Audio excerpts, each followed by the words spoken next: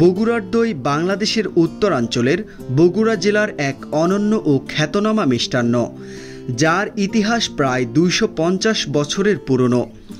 এই দই তৈরির ঐতিহ্য শুরু হয়েছিল বগুড়ার শেরপুর উপজেলার ঘোষ সম্প্রদায়ের হাতে। ধারণা করা হয় স্থানীয় সনাতন ঘোষ পরিবারেই প্রথম দই তৈরি শুরু করে। তারা দই তৈরির কৌশল অত্যন্ত গোপনে রাখত, যার ফলে বহু প্রজন্ম ধরে দইয়ের স্বাদ ও মান ছিল অপরিবর্তিত। পরবর্তীতে এই দই তৈরির ঐতিহ্য মুসলিম এবং অন্যান্য ব্যবসায়ীদের মাধ্যমে ছড়িয়ে পড়ে এবং সময়ের সঙ্গে সঙ্গে এটি দেশে বিদেশে ব্যাপক খ্যাতি অর্জন করে। বর্তমানে বগুড়ার দই শুধু বাংলাদেশের নয়, আন্তর্জাতিক অঙ্গনেও এক পরিচিত নাম।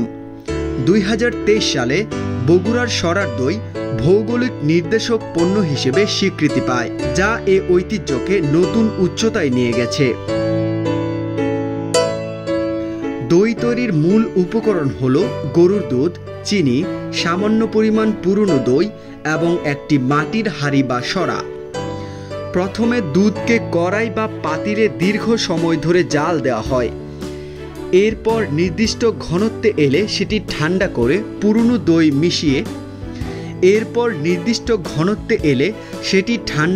পুরনো দই মিশিয়ে মাটির সরায় ঢালা হয়। তারপর সেটি ঢাকা দিয়ে উষ্ণ জায়গায় রাখা হয় যতক্ষণ না পর্যন্ত জমে ওঠে। এই প্রক্রিয়াতেই তৈরি হয় বিখ্যাত বগুড়ার সরার দই।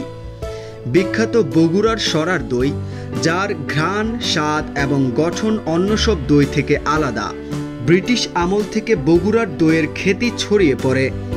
বলা হয়ে থাকে ৬০-এর দশকে ব্রিটেনের রানী দ্বিতীয় এলিজাবেথের কাছেও পাঠানো হয়েছিল বগুড়ার দই।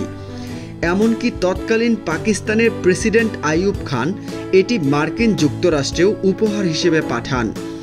এরপর থেকে বগুড়ার দই হয়ে ওঠে বাংলাদেশের অন্যতম ঐতিহ্যবাহী ব্র্যান্ড, যা আজও তার স্বাদে অনন্য ও অতুলনীয়।